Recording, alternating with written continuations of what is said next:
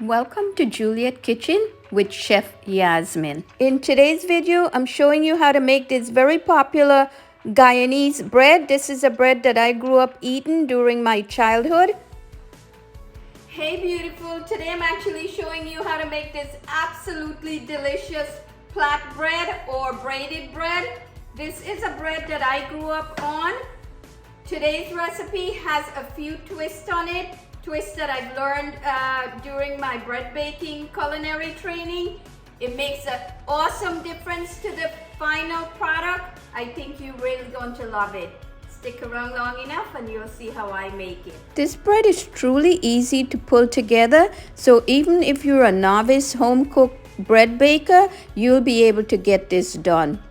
A couple of key changes that I made to this recipe that really sets it apart from others. The first one is using milk powder. The milk powder does two things. First, it gives it flavor, and the second thing, it adds a crazy, beautiful softness, softer than typically using just water. Even though some recipes for the plait bread calls for milk. But the milk powder, I think, is a game changer. The second change I made to the recipe is using fresh yeast, or what's known as compressed yeast, or sometimes referred to as cake yeast. The cake yeast or the compressed yeast adds a tremendous depth of flavor, and it's one of the best yeast to use in bread baking, or I should say it is the best yeast to use in bread baking. The only issue that you'll have with compressed yeast or fresh yeast, the shelf life is very short. The fresh yeast usually comes in a package like this, which is about a pound, or they come in individual 2-ounce packages. This particular fresh yeast I purchased in my local specialty grocery store, but you can always Google online fresh yeast or compressed yeast and you'll be able to find where to buy it. I want about 30 grams of it. In the event you can't find fresh yeast or you don't want to use it, you can substitute instant or active dry yeast. If using active dry yeast, you want to bloom it first before adding it to the recipe. Into a large KitchenAid mixer, add 550 grams all-purpose flour, 65 grams granulated sugar, half teaspoon of kosher salt, milk powder, this is 15 grams. Give it a quick mix to incorporate the dry ingredients. Add the 30 grams of fresh yeast directly into the dry ingredients. If using active or instant yeast, you want to use 40% of what this recipe calls for in yeast. So that would be 12 grams of instant or active yeast. Add in 85 grams of butter. The last ingredients is warm water. I like to use 105 to 110 degree temperature, 310 grams of it. Using a dough hook, I mix the dry and wet ingredients on low speed. I use speed 1 to 2. This way the flour doesn't get all over your face when you're mixing. Mix until it starts to come together as a dough. Look at that, how beautiful. It takes about 2 to 3 minutes to come together like this. Once the ingredients start to come together as a dough, increase the speed to medium, and that's about a 5 to 6 range on my KitchenAid mixer. This will continue to mix for about 12 to 15 minutes, and I'm looking for the dough to become very smooth, elastic, and has a beautiful window. The dough is going to get very sticky. Don't add any more flour, you'll be tempted, but continue mixing on that medium speed and it'll start to pull away from the bowl. Look at how beautifully 12 to 15 minutes later, the dough is looking very smooth. It's a great time to test for gluten development, or what we call the window test. Just grab a small piece of the dough, gently stretch until you see very thin layer of light through the stretched dough. I usually like to window test twice, once around 10 to 11 minutes and again 14 to 15 minutes. Look at that, how gorgeous. It doesn't break, so it's ready. Once the dough has passed the window pane test, or we like to say gluten has fully developed, it's a great time to transfer the dough into a lightly greased bowl. It looks beautiful and smooth. Cover it tightly with plastic wrap, and I like to drape it with a kitchen towel as well, and set aside for 45 minutes to an hour until the dough has doubled. 45 minutes later, look at this amazing dough. Oh my gosh, it's so ready. It's doubled in size. So let's take it to the next step. Transfer the dough to a clean work surface, and you actually don't need any extra all-purpose flour.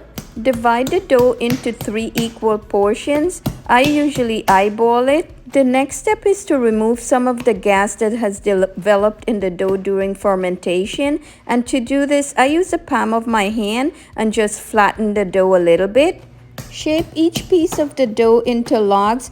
To shape the logs, I usually pull the 2 horizontal ends into the center to create the log. Once the logs are all formed, cover loosely with a kitchen towel and set aside for 15 minutes. This will help the dough to be more pliable. It's now time to create the final shape of the dough.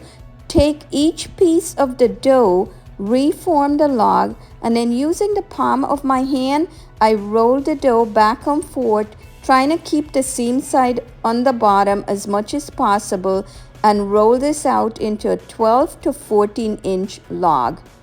Continue doing this with all of the pieces until the logs are formed. Don't rush the process while shaping the log. Just be gentle when rolling it back and forth. You want the shape to be as uniform as possible. Wow, look at this. This is the length that I'm looking for. This is about 14 inches, but 12 inches will also do very well. Continue shaping the remainder of the logs, and you want each of the log to be the same length, as close to it as possible. It's time to braid the dough. To do this, I place the 3 strands directly in front of me with the length of the strands facing me. Press the 3 ends together on one side, and then taking either the left or the right strand, pass it over the middle strand. Then continue doing this each time, making sure you're crossing over the left or the right onto the middle in an alternate way. Seal the end and tuck it under so that the shape looks beautiful, just like that. Transfer the braid onto a sheet pan lined with parchment paper. I put it at a diagonal because the bread is going to rise. Cover and allow to sit for 30 minutes, and look at this. How gorgeous. I brush a thin layer of egg wash on top of the bread. For the egg wash, I beat 1 whole egg with 1 tablespoon of water and just brush all over the top of the bread. The oven is being preheated at 350 degrees. Hey beautiful, if you haven't subscribed to my channel as yet, be kind and hit that subscribe button as well as the bell so that you get notified whenever I upload a new video. Also, enjoying this video, give it a like. I can now transfer the bread to the oven and bake it for 25 to 30 minutes until it's beautiful and golden.